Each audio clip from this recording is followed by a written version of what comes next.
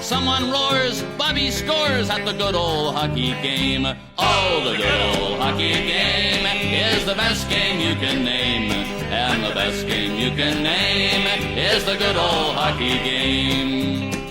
Hello, everyone, and welcome to the first episode of Puckin' Country. Now, if the title isn't clear enough for you, let me make it more simple. We're going to be talking hockey and country music. And for our first guest on the show, I know, what more can you ask for? For our first guest on the show, we welcome Greg Ryder. Greg, how are you doing today? I'm doing great. I think it's a great combination. As a Canadian, I think that's what I like to talk about. Hockey and country music. You can't go wrong. You can't go wrong with that. That should be like our logo everywhere. Just Puckin' Country. That's all of us. So, Greg, let's just dive straight into hockey first. So, when did you start playing? Yeah, so hockey to me has always been a big part of my life. Like ever since kind of growing up, I started skating when I was 3 years old, and it was always just something that kind of was in my life. And, you know, I owe a lot to hockey. I owe a lot to like the team building aspect. My best friends were, hockey players growing up, and I was always at the rink. And, you know, obviously I had the dream of being every kid to play in the NHL and kind of do hockey as a full-time career. But, I think just things changed throughout kind of my life. And I realized that like, I loved it, but I loved all sports. So I love playing every kind of sport imaginable. And I was always kind of like, spraying from different sports. And I never really concentrated on one.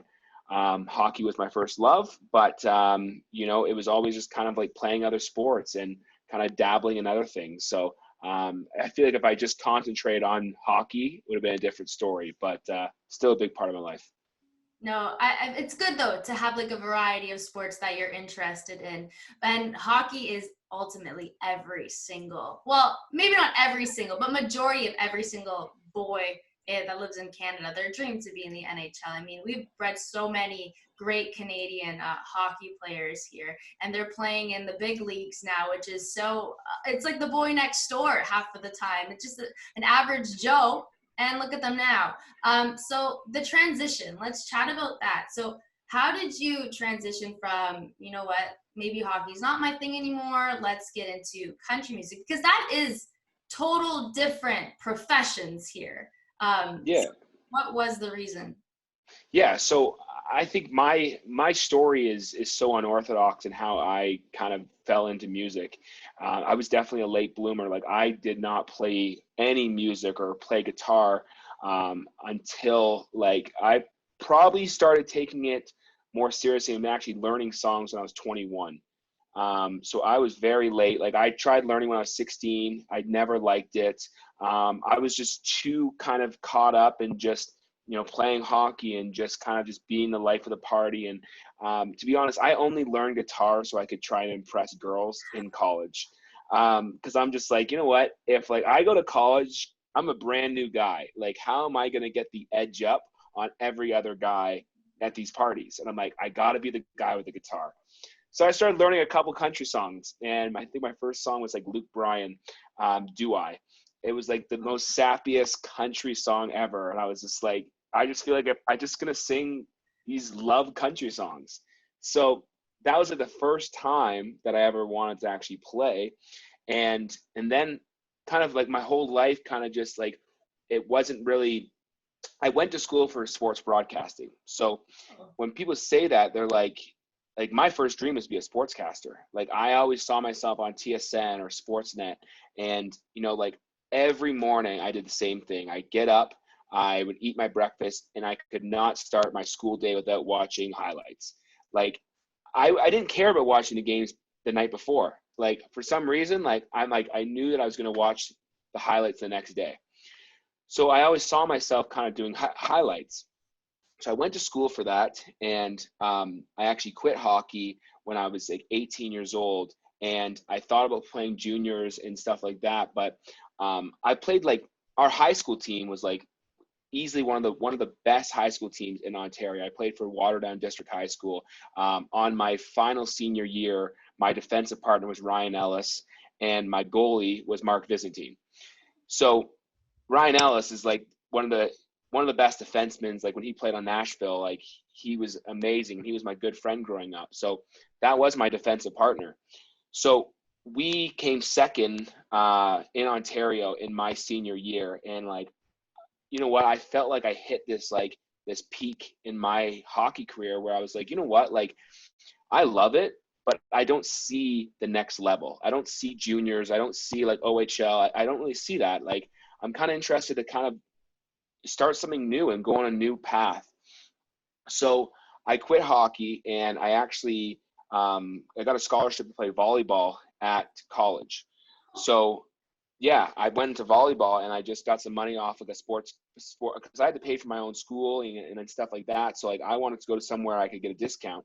So I went to Niagara College, and they did a sports broadcasting course, and it was a 3-year advanced degree, advanced diploma, and I started kind of working towards that. And after kind of my time, I did an internship in Toronto, and I wasn't really in the whole Sportsnet, like sports world yet. I was like selling commercial space and doing like production, and I was liking it. But about the end of kind of that internship was a 3-month internship, and then I graduated. I actually got into a car crash on the way home from that internship, and it was like a 6-car crash up on in the 401, and I obviously walked away unharmed from that, but it really could have been a lot worse. And I always am just so grateful that I got to walk away. Like my car was completely written off. Like everything was, the hood was smashed up into the windshield, covered in black smoke. Like when people look at that car, they're like, you got pretty lucky that day. And I'm like, I did. And I remember standing on the side of the road and being like, you know, if I died right there, or if I got into a serious accident, or how much different would my life be? And it started kind of, it threw me into this really deep hole of like depression. I had no idea what I wanted to do with my life. And I started asking myself a question: do I really see myself as a sportscaster? Is that the ultimate dream for Greg? And I started kind of contemplating everything. I was like, no, there's more to me than that. Like, I feel like I'm going to be an entertainer. I've always loved being on stages and love making people laugh and, you know, inspiring people and that kind of stuff. So I went on this huge journey to figure out what was I doing on that stage in my vision. Like, was I doing comedy? Was I doing motivational speaking? Was I singing? What was I doing? So I just started doing all these different things that kind of like interest me. So I started like hosting events. I was actually the voice of the Oakville Blades for a season. And I was doing all their on-game commentary and stuff like that. And I was just doing all these random jobs that like got me experience in front of a crowd. And I tried starting my own clothing company when I was 21. I was an absolute failure. I took the company to California with my best friend, and we drove to California, and we tried to start a company, and we failed. And then I moved to Montreal when I was 22 years old. And Montreal will always have a heart like my heart, not as a Canadiens fan. I'm a Leafs fan through and through. But Montreal was the first time I ever got the courage to sing in front of a live crowd. And it took me moving 6 hours away from my hometown of Waterdown to get the courage to sing in front of people. And that, when I jumped off stage in that open mic, I remember thinking to myself, I absolutely sucked up there, but imagine if I can get better. I want to get better at that. And I just started to really dive into that. And I started playing around on street corners. I was playing in subway stations. I was playing anywhere you could let me play a guitar. I was playing in Montreal. And I really started to get some confidence on stage. And then I moved back to Ontario when I was 24, and still not wanting to take music seriously yet. And I started kind of playing little acoustic shows around Ontario. And kind of the big step for me was when you know, I was sitting in Ontario. I felt like there was something else calling me. I was like, Ontario is not big enough for me. I need to, if I want to do music, I need to go to the big leagues. I need to figure out what this is. So I accepted a job in the Cayman Islands to be a bartender. You're like, what? How does that connect? why would you be a bartender in the Cayman Islands when you're wanting to do music? And I said, I just need to get out of Ontario and I need to go find my way. So I went to Cayman Islands and I started becoming the island country guy. So I would be singing all these island bars, and I remember this one night I was playing this gig in flip-flops and in shorts, and this girl walks up to me and she goes, "Hey, I don't mean to be rude, but like, what are you doing here?" She's like, "Why are you playing gigs on an island? Like, you need to be doing music in a bigger city." And I was like, "Where?" And she's like, "You need to be in Nashville." And I was like, I'm like, "No, like I am not good enough to be in Nashville." And she's like, "No, you are." She's like, "I live there. I'm a singer there. You need to go there." And I was like, she's like, "Come for 10 days. I was like, "Okay." So I went for 10 days. My trip was just to go for 10 days. My plan was to get drunk and maybe sing karaoke on a stage one night and then put in my bio, sang in Nashville. And I remember like that was my only plan. I had no plan. I went there, and on my fourth day in Nashville, I befriended a bartender, and she actually offered me a gig in Nashville on my fourth night. And I walked home back to my hotel that night, and I had this crazy feeling that I had to cancel my flight back to the Cayman Islands and stay in Nashville. And I canceled my flight, and I stayed in Nashville, and I managed to stay there a year and a half. A year and a half from what was supposed to be 10 days. 10 days turned into a year and a half.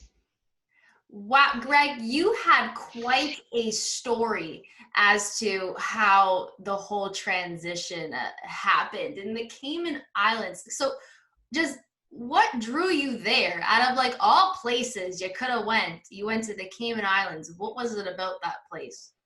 I think I just watched Cocktails with Tom Cruise. Okay, I've never seen that, but okay. I'm sorry.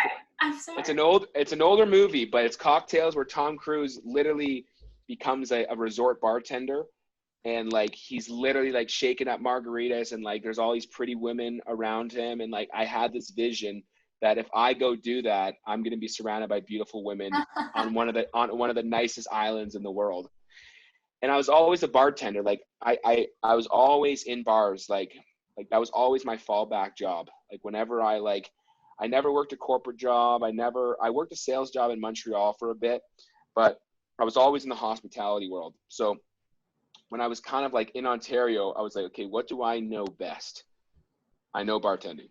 So let's start putting resumes out for everywhere. And I started putting it out to cruise ships. I started putting it out to, different areas because I wanted to see the world. And the Cayman Islands resort, I put a resume out for them, and they came back with they wanted an interview with me, and I got the job.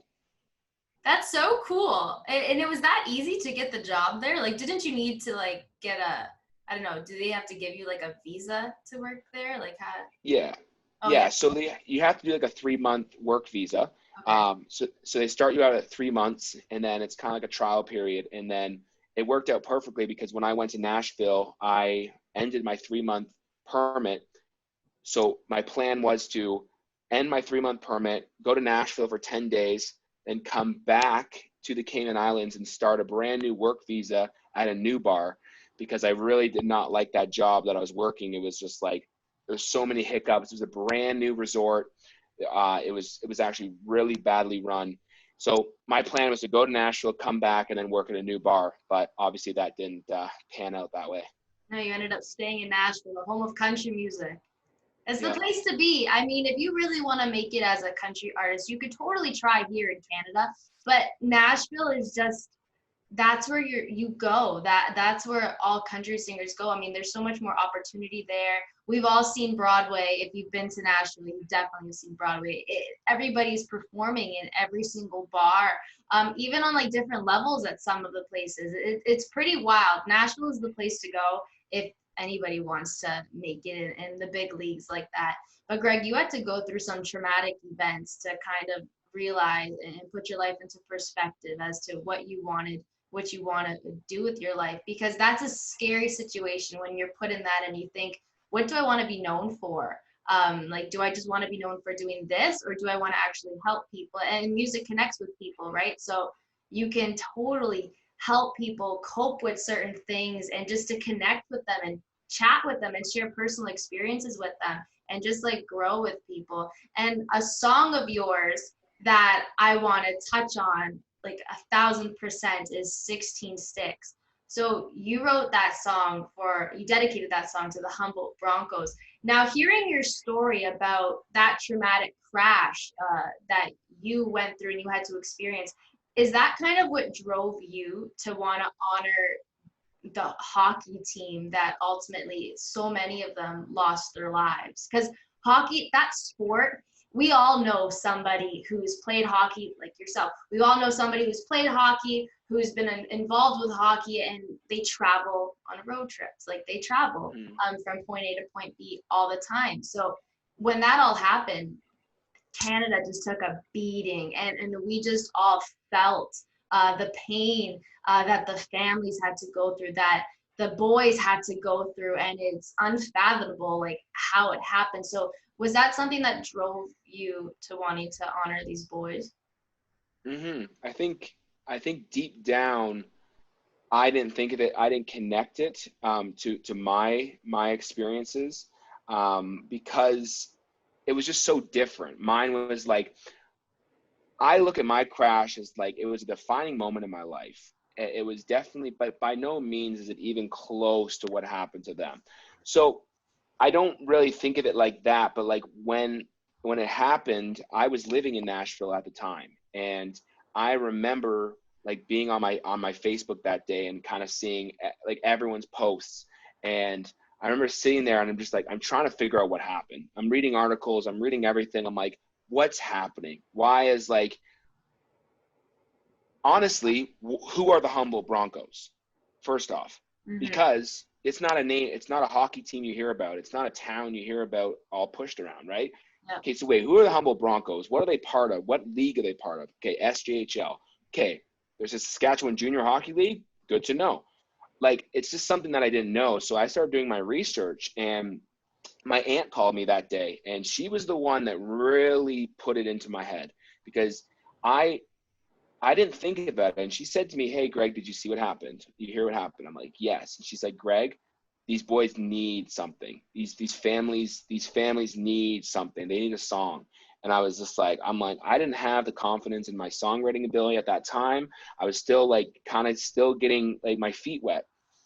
And I'm like, honestly, like I can't even, like, I don't even know where to begin with that. I don't even know how to say anything.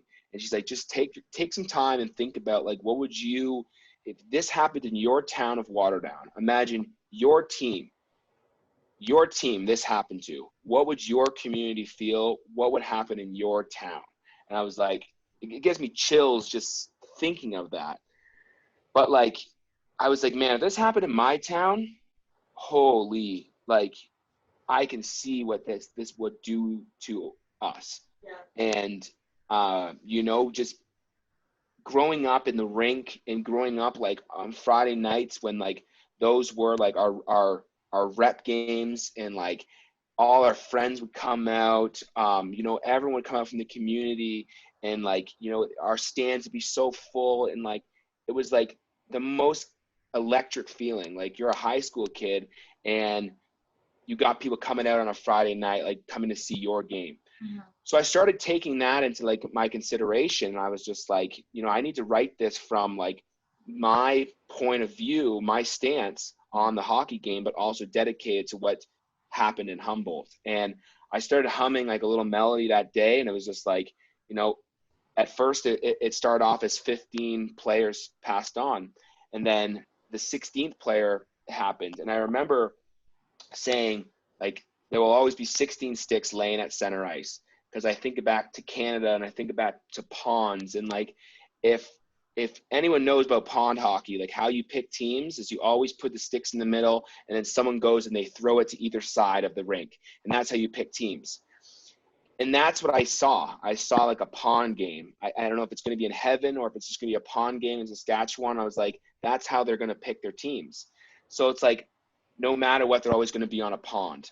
And I just like started thinking about that, and like I just kept singing this melody, and I called up a friend that I was writing with like a couple weeks ago, and I was like, hey, like, here's what happened. I need help on this song. Like, I know you're a good lyricist. And we got together that day, and we started writing 16 Sticks.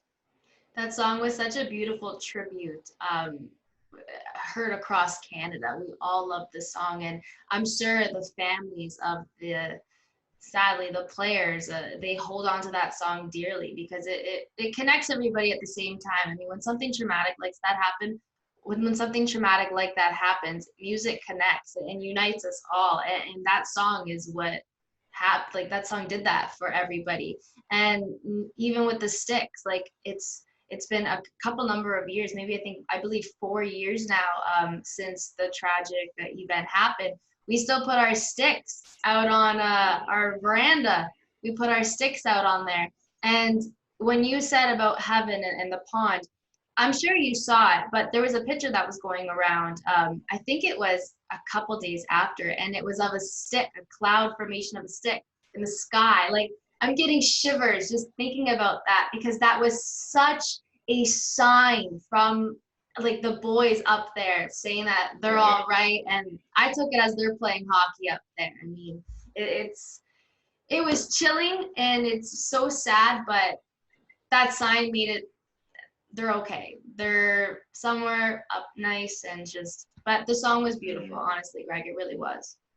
Yeah, thank you. And like, you know, that song has honestly been the one thing it's really the thing that powered me through. Like when like I left Nashville, so like, you know, from Nashville, I played 6 nights a week downtown Broadway. Like I was full time. I was every weekend. So in the year of 2018, I managed to book 210 shows in the US.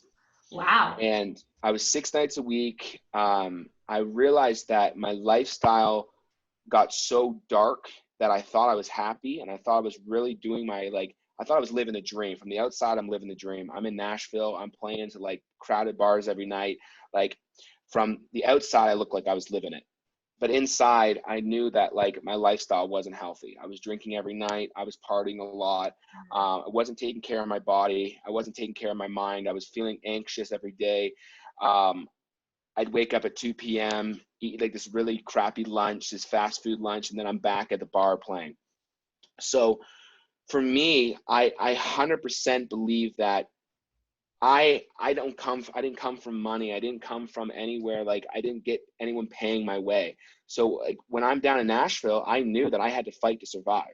Like I had to fight for my food. And the only way I was making money was playing Broadway every night.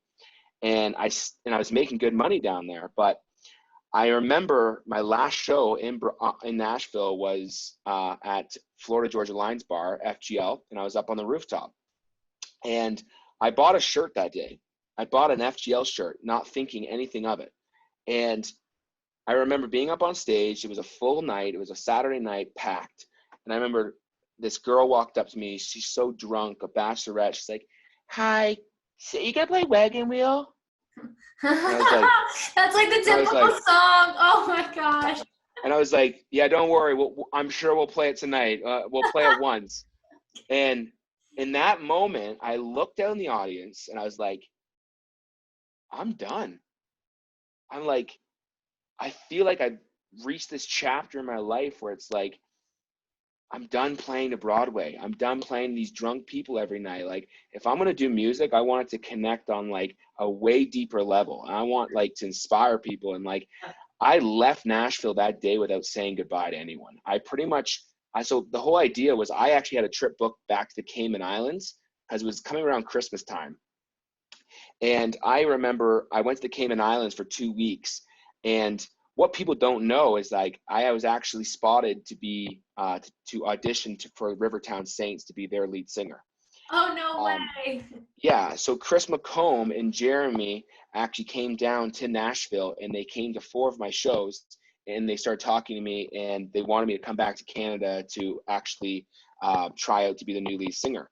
So all these things were happening in my life where like, you know, Rivertown Saints wants me to audition. My band just got picked up by a signed artist. I was tired of playing Broadway. All of these signs were coming that like, you know what, maybe it's time to go back to Canada. Mm-hmm. And I went back to Canada and I tried out to be the Rivertown Saints lead singer. That was going very well. It was between me and Chase. We were the two people left in the running. And then obviously the tragic happened to Dan. And Dan, the bassist, passed away. So they couldn't they obviously put the whole decision on the back burner because they knew that they couldn't really make a decision. So I told them after about like 2.5 months, 3 months of waiting, I said, hey guys, like, I know you guys have been through a lot as a band, but like, I feel like I need to get on with my life and I need to go figure out what's next for me. And I pulled my name out of the running for that. And that was the day that I kind of said, okay, now I'm back in Canada. Do I want to go back to Nashville or do I want to work on my brand here? And I actually got, I got teamed up with a Canadian charity, and I did a 4-month tour across Canada, and I spoke at 90 high schools, and I performed for over 30,000 students talking about mental health and hope and resiliency and chasing after your dreams. Mm-hmm. And to be honest, like, that was the most amazing thing I ever could have done in my life, because I felt like I was coming home from Nashville, this kind of like bar singer, this party entertainer, and I was coming back to, I'm like, this is what it's about. It's about helping. It's about helping youth. It's about helping people. It's inspiring people that, like, I never knew what I wanted to do. All I knew is I wanted to help people and inspire people. So music is just one part of who I am. And, you know, I'm all about, you know, personal development and like helping people and inspiring people. And like, I just want to write badass songs that are like, you know, like that go on to live the test of time. Like that's what I want to be known for as an artist and as a singer. So going off of that point that you just said, you want to be able to put out songs that live the test of time. What do you got? Anything going on? Whew. I got the best is yet to come. I've been sitting on songs that are so vulnerable and so close to my heart that, like, I can't wait. There's a song called Look Who Turned His Life Around. It's literally going to help so many people that are struggling with addiction or mental health that are just tired of feeling like crap every time. I've got a song called Try Church. It's about my first time ever going to church. Like, there's so many songs I have coming up that, like, I don't think people are ready for the honesty that's about to get dropped on people. And like, I'm just so excited to work on this first studio album.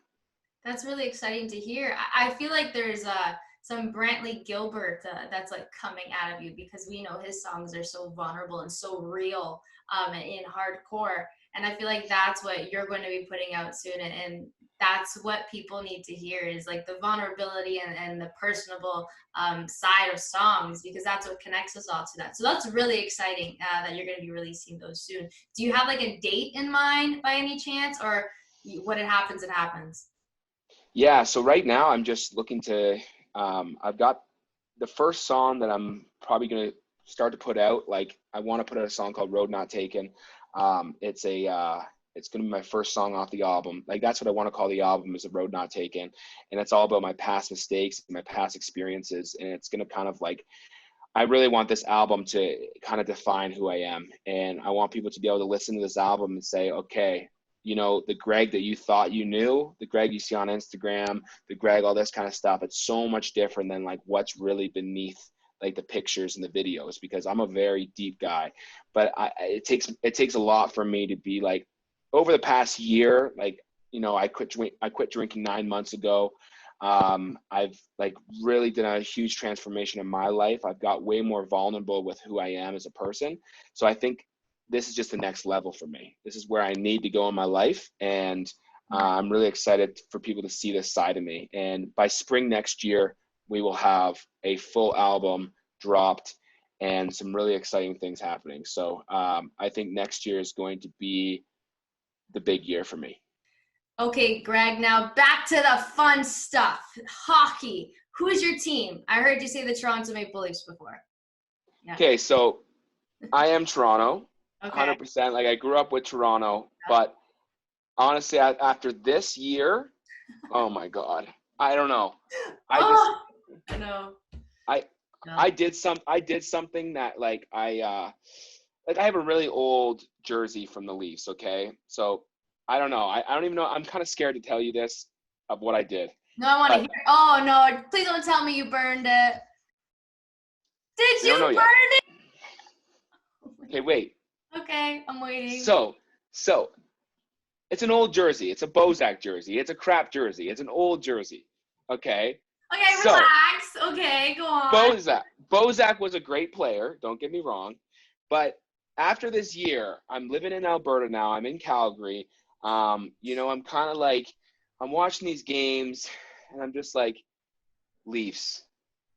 Every year, Yep. it's the same thing. Mm-hmm. What are we really going to bring on next year?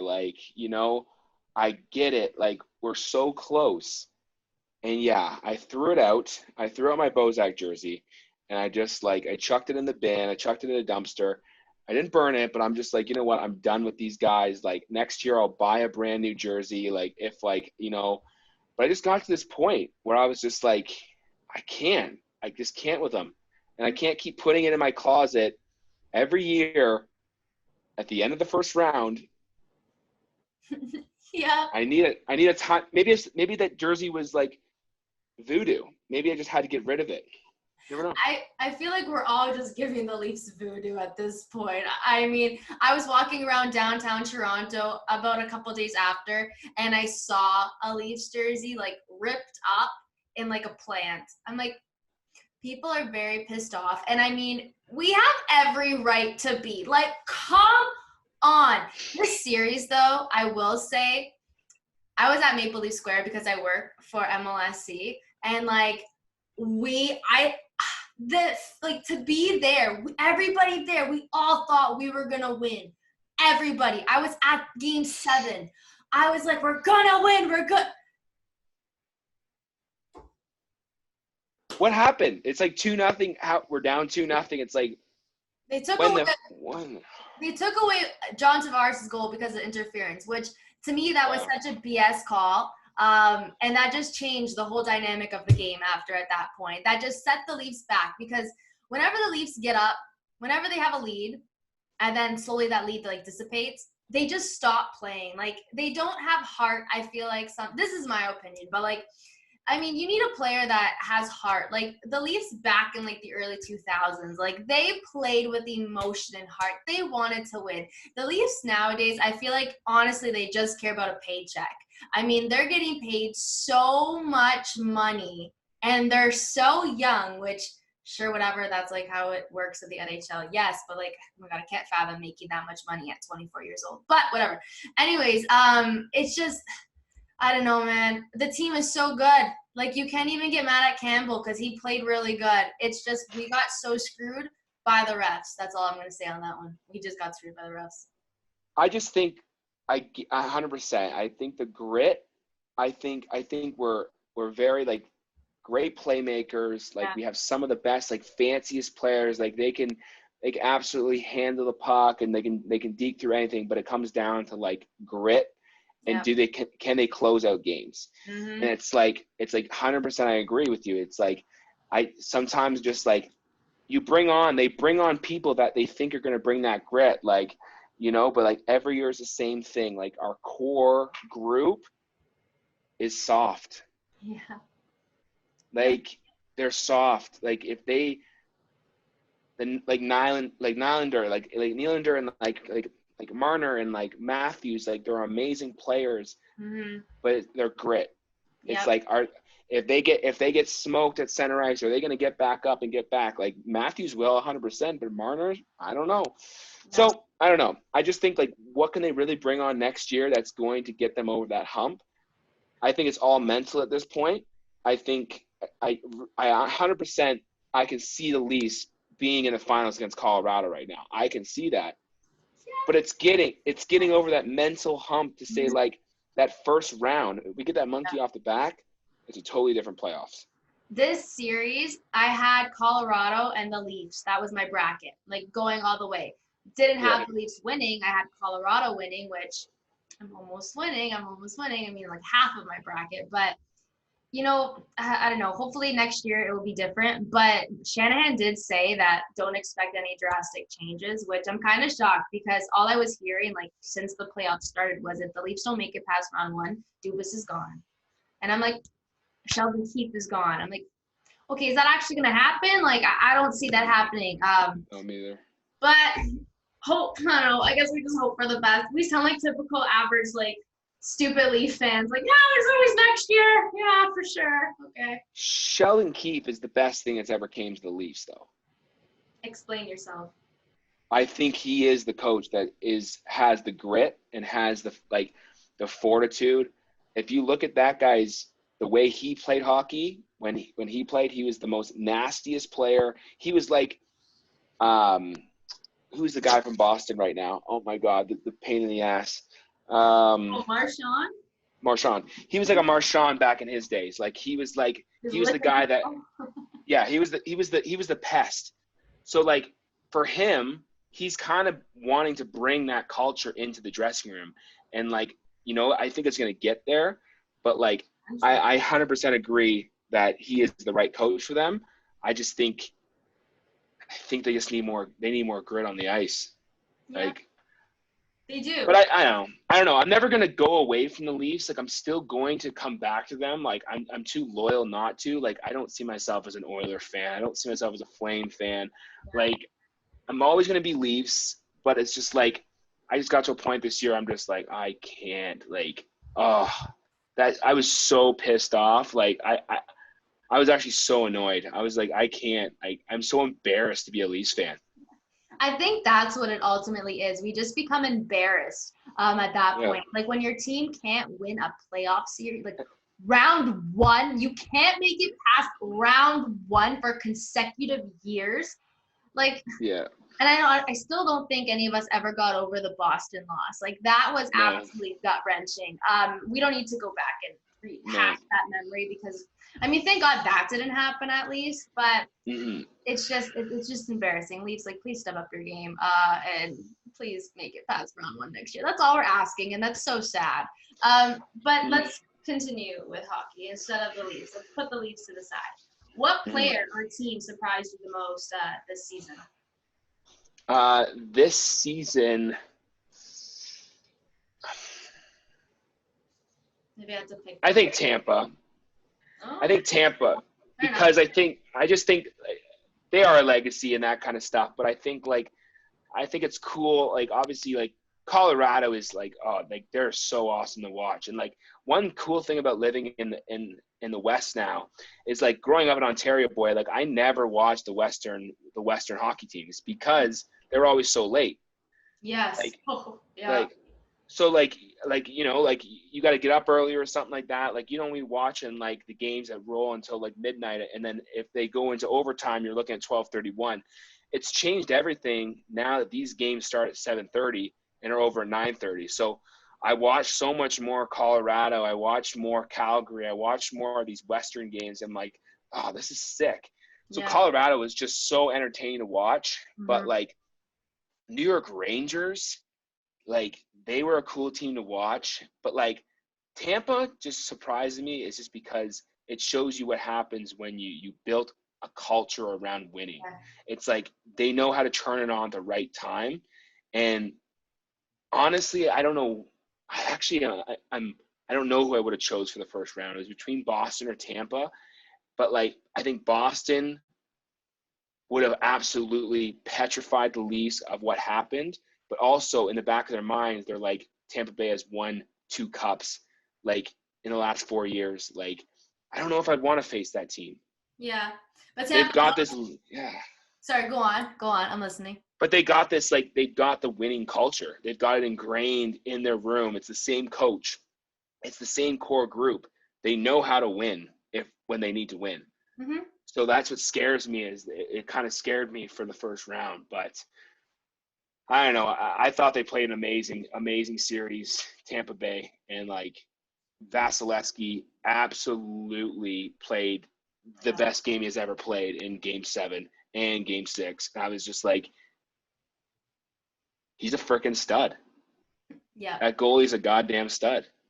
Vasilevsky is an unbelievable goalie. And despite the blowout on Saturday night, 7-0 against Colorado, I'm sure as hell he's going to bounce back in Game 3 against the Colorado. It's not over. It's not over. Tonight it's going to be a complete series. Tampa's going to get back into it, and we're going to see this game, at least the series, go to game 6, game 7, even quite possibly. But sticking with that, who do you actually think is going to win the Stanley Cup? Do you think it might be Tampa for a three-peat, or are we thinking, no, it's going to be Colorado this year. This is their year. It's got to be Colorado. But, like, I watched an interview with Stamkos the other day, and, like, he was pissed off. Yeah. And I think it awoken something in him. Like, he was just like, they played their game plan, we didn't. He's like, it's goddamn embarrassing, especially at this time of the year. Like, he said that straight up, and, like, I don't know. I think Tampa Bay is going to wake up a bit, but I think Colorado is just they are rolling so much, and I think they're so mentally strong that I think they're going to give up tonight's game. I think they're going to come back. I think they'll take it in 6. I think they'll give 2 up. Fair enough. That's exactly what I had. I'm like, Colorado winning in game 6, 100%. Now, did you make a bracket this year? I'm not one for brackets, no. Not one for brackets? Okay. I was going to ask you who you had winning all the way. Like, not like to the Stanley Cup, but I mean like each round. Okay, fair enough. Yeah. So I'm just Toronto. That's my bracket. That's it. Toronto. Yeah. Yes. The sad bracket.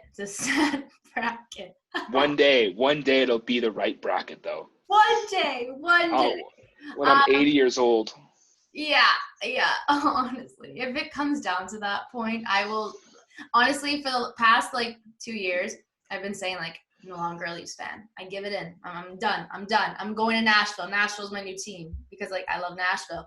But then I'm like, the Leafs are my hometown. I can't just, as much as we hate them and they piss us off, we can't leave them. It's just we have this emotional attachment to them. It's like a toxic relationship. We just get our heart broken year after year. Honestly, Greg, we can probably talk about the Leafs. I'm glad my relationships aren't like my relationship with the Leafs because I would never have moved on from the first one. No, that would be oh gosh, no.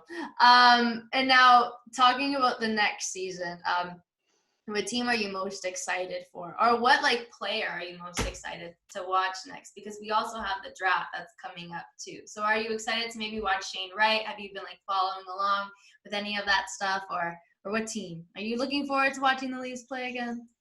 Honestly, I've noticed that my hockey viewing has definitely gone down in the past years. Okay. I'm not as avid watching the drafts and watching that kind of stuff as much anymore. But to be honest, it's just kind of once the playoffs start rolling around, the excitement comes back, 100%, that's when I find myself just okay, what's there to do tonight? Oh, there's a Leafs playoff game or whatever it is. But I'm just kind of excited to see all the new talent coming up. I think it's cool. I love watching the new guys, and it's just, I can't believe these guys are 10 years younger than me, almost more than that, 10 years plus. And I'm just oh my God, they're so good. But the whole game has changed so much. And it's honestly become a kind of a little bit more of I love the hitting. I love the physicality of it. I love the old Leafs. I love the Tuckers. I love the Domies. So for me, it's not as I watch the game now, but it's such a small player's game now. It's such a quick game. And to be honest, I used to love the big freaking pylons and the big lumbos that just would hit people at center ice. That's what that was my game. I played physical, so I was never a show off. I was never so.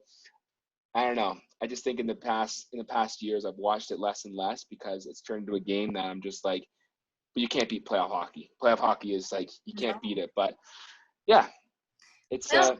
Is a different breed. It's a completely different breed. I mean, anybody can win when it comes to playoff hockey because everybody's mind just switches. The regular season is done. Now it's time for the cup. And it's these beasts awaken. And when it came to Montreal and Toronto. Like, I know that was a really weird series. It was really weird. But it's like Montreal actually made it. Like, what the hell? Like, they made it to the finals. And then we saw it the year after when they just plummeted right to the bottom again. But, I mean, it's different. It's completely different hockey. And hockey has gotten very soft. Very soft. So you're not wrong at all with that. It's more of like a skills competition, I would say, rather than like hits again, because everybody's so scared to get fined nowadays, because one wrong hit and you don't even mean the hit, you just get fined, like whether it's $5,000, $2,500, $10,000, whatever it is, and suspended. So people have kind of just like, players have stopped just doing that, which it's kind of boring sometimes, because like we miss that. We miss like the fights. I wish I saw and like was there when Domi fought that player. I mean, not that player, when Domi fought that fan. The fan. Oh yeah. I wish, like, that guy was a menace on the ice, and he took on two players at once. Like, that is hockey that we wish was today. But it's not, and I mean, maybe eventually we'll go back, but I don't see the trend happening anytime soon. I feel like it's just not, just no, right? The world is too PC. The world is too progressive. Like it'll not go back. Like just the things the strides they're making in sports in general is just scary. Like even when I was in high school, but like. Football is not in public schools as much in Canada anymore. It's not in high schools as much because like everyone's just afraid of and I get it, head trauma is a big thing, but 100%. It's just like you watch the game nowadays and it's just like you just wish you could get back there. But like, yeah, it's more of like I like watching the highlights still. Like I like watching I think a really cool player to watch is that Zegers guy. Like on the Ducks, like the way he can the way he handles the puck and the way he's doing things that no one would ever think of doing in a game. I think that's cool. So I'm like, I think the game is going to new levels and it's fun to watch. But like at the end of the day, I'm just like, I just want someone just to hit someone and just go back to the McGrattan days when like he was the scariest menace to ever get on the ice. And like that's when you put McGrattan with like Yzerman and stuff like that, like like no one was touching Stevie Y when like McGrattan was next to him because they knew they were going to get absolutely pummeled. Yep. So that's before we wrap things up here, just going off of that point, that's like something with the Leafs need. I know I keep bringing it back up, but I mean, like when Matthews gets hit, like nobody like does anything. Like it's just like that's our best player on the team. If Matthews is getting hit, like I don't care who, but somebody better step up. Like you can't just let that happen. You really can't, because what happens if he gets injured? Number one, okay, that's like the biggest thing. What happens if he gets injured? And we've seen him get injured in the past. Like the guy is almost like injury prone, I swear. But like we need like someone with grit who's actually going to do something. And I remember watching like even Matt Martin like a couple years ago. Like at least he fought players. Like he might not have been the best player on the team, but at least he just had the balls to fight people. Well, that's the Simmons. That's the role of Simmons. But like I just don't. There's not many players left. But I get it. Simmons still has to deliver. Yeah. Like he's still feisty. And honestly, I think he's a great pickup. I think he just had injuries at the end of the year that kind of held him back. But you never know. I think Simmons is that player that can be there. But I don't know. I'm kind of whatever happens, I'm not cheering for them until they hit the second round. Yeah, no. Everybody, do not watch them in round one. We're bad luck. Keep those TVs off and just wait until it's round two. And then we can turn them back on and start feeding our Leafs. But honestly, Greg, it was so nice to chat with you on my first episode of Puck and Country. I can't wait to hear the new music. And I can't wait to chat back with you next season. Maybe mid-season we can chat about the Leafs, how they're doing, and whatever's going on with the league. So thank you again, Greg. I really appreciate it. Yes, thank you very much for having me. And on the first episode, always an honor. So thank you for having me, Celine. And yes, we'll talk very soon. And the best game you can name is the good old